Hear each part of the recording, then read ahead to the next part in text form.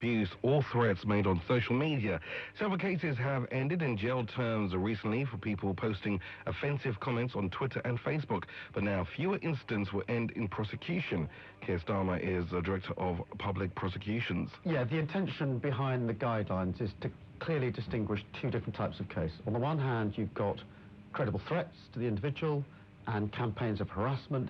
They'll be robustly prosecuted. On the other hand, you've got communications which are offensive or indecent, and there the safeguarding for free speech, and in particular we've indicated high threshold for prosecution and a prosecution unlikely to be in the public interest. So it's one type of case to be prosecuted robustly, the other to be subject to freedom of speech safeguards. Yeah, so in essence, I mean, you're raising the threshold for when it comes to those who are being grossly offensive, even, offensive or even grossly offensive, you're raising that bar. Free speech applies not only to speech which is favourably received, it also applies to speech which others would consider offensive, insulting, etc.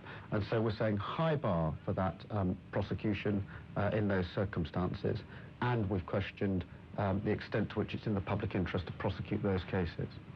Is there a danger, though, that those using social networks may look upon this as sort of carte blanche to be as offensive as they like online now? I don't think so. I mean, I think it's clear enough in the guidelines.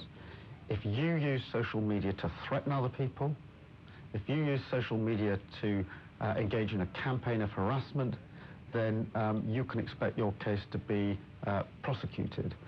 It's only other cases where free speech requires us to have a high threshold that it's less likely that you'll be prosecuted.